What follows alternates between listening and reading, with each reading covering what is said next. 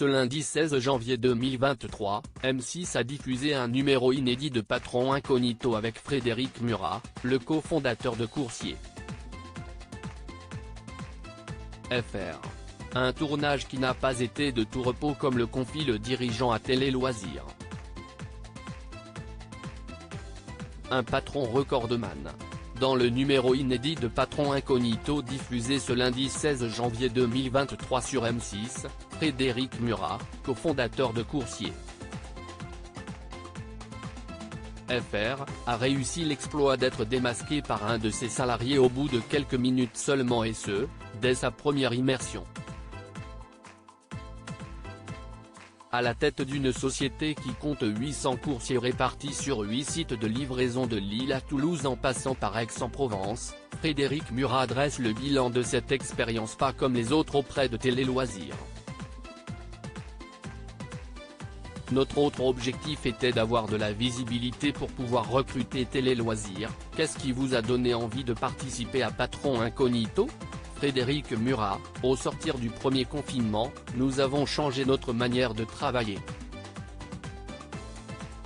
Depuis 20 ans, nous étions exclusivement sur Paris où nous travaillons avec les plus grandes entreprises du luxe et de la mode. Tous ces magasins ont fermé pendant cette période. Nous avons donc étudié d'autres solutions pour continuer à faire travailler nos salariés et nous avons constaté que le e-commerce et la livraison de nourriture étaient en première ligne. Nous avons alors décidé de changer offre et de s'adresser à ces nouveaux clients qui nous ont fait confiance. D'un acteur parisien, nous sommes devenus un acteur national en multipliant par 3 le nombre de salariés. Le chiffre d'affaires a lui aussi été multiplié par 3. Comment avez-vous réagi lorsque la production de l'émission vous a contacté ? Nous avons vu là l'opportunité de vérifier si ce qui fonctionnait à Paris était aussi bien mis en place en province. Notre autre objectif était d'avoir de la visibilité pour pouvoir recruter. Aujourd'hui, la problématique de notre métier, ce n'est pas de trouver des clients, mais des coursiers pour pouvoir faire la livraison du dernier kilomètre. Connaissiez-vous Patron Incognito avant de tenter l'expérience ? Qui ne connaît pas cette émission ? En termes d'audience et de visibilité, c'est quelque chose d'important pour les entreprises qui y participent. Mais ça peut être à double tranchant, avec le constat de nombreux dysfonctionnements ou au contraire la satisfaction de ce qu'on voit incognito sur le terrain. Quand on est un dirigeant, on doit sûrement craindre que le tournage ne mette à jour des dysfonctionnements. Non. Honnêtement, notre crainte c'était plutôt que nos clients n'aient pas envie de voir leur marque à l'antenne. J'étais en short et je me suis blessé en sortant le vélo de l'entrepôt. Une des séquences marquantes du numéro, c'est celle où l'on vous voit faire tomber un gâteau que vous êtes censé livrer. N'est-ce pas un risque pour l'image de Coursier ? FR ? Je ne pense pas. C'est le gâteau que je transporte moi, qui n'ai pas l'habitude, qui arrive abîmé, tandis que l'autre gâteau arrive à destination. Dans la séquence, on explique au coursier qu'il a fait une erreur et que nous mettons habituellement à disposition des véhicules frigorifiques pour transporter ce genre de marchandises. C'est une erreur de procédure. Combien de temps a duré le tournage ? Une dizaine de jours au mois d'octobre. Il y avait entre 2 et 3 jours de tournage consécutifs, suivi d'une pause d'1 ou 2 journées. David vous a démasqué parce que vous vous êtes tatoué le logo de votre entreprise sur la cuisse. N'avez-vous pas manqué de prudence ? Je n'avais pas vu qu'il avait remarqué mon tatouage. En 25 ans, le logo de l'entreprise a évolué à 3 reprises et j'ai les 3 versions du logo tatoué, du premier au dernier, sur le corps.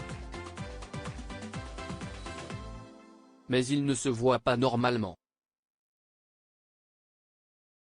Ce jour-là, j'étais en short et je me suis blessé en sortant le vélo de l'entrepôt. Je me suis arraché un morceau de peau. Ça saignait. Pour éviter que ça coule sur mon short, je l'ai remonté. Et c'est là que l'employé a vu le logo Coursier.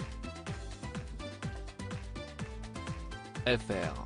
L'émission n'est pas là pour donner des augmentations ou des primes dans Patron Incognito, la plupart des salariés obtiennent une promotion après l'immersion de leurs dirigeants. Est-ce que cela ne crée des jalousies en interne? Attention, j'ai vu des émissions où il y avait plus de recadrage que de promotion. L'émission n'est pas là pour donner des augmentations ou des primes mais pour avoir une vision interne et féliciter ou recadrer. Dans le cas de l'émission de ce soir, la moitié des participants a eu une promotion. Nous menons un travail de promotion interne depuis 25 ans. Au sein de l'entreprise, nous encourageons les collaborateurs qui souhaitent accéder à des postes supérieurs à le faire. Avez-vous un droit de regard sur le montage de Patron Incognito? Ce qui nous a convaincus de faire l'émission, c'est que nous avions la possibilité de discuter avec Endemol, société qui produit Patron Incognito, note de la rédaction, pendant le montage. Nous avons participé à d'autres émissions dans le passé comme Enquête exclusive, magazine diffusé le dimanche soir sur M6, note de la rédaction, et là c'était plutôt des émissions à grand spectacle où le sensationnel, la vitesse, les accidents, étaient recherchés. Nous ne voulions pas du tout rentrer là-dedans. J'ai appelé les anciens patrons qui ont participé à l'émission pour avoir leur ressenti sur le tournage et le rendu final. J'ai parlé à 3 d'entre eux. Ils ont tous été hyper rassurants et ils m'ont dit qu'ils étaient prêts à refaire Patron Incognito. Si, à l'avenir, un patron vous appelle à son tour pour vous demander si vous lui conseillez de participer à Patron Incognito, vous lui direz donc oui? Je lui demanderai de me donner sa place parce que j'aimerais refaire l'émission. Rire, à lire aussi c'est du jamais vu, Frédéric Murat, le cofondateur de Coursier. FR se fait reconnaître en un temps record dans Patron Incognito.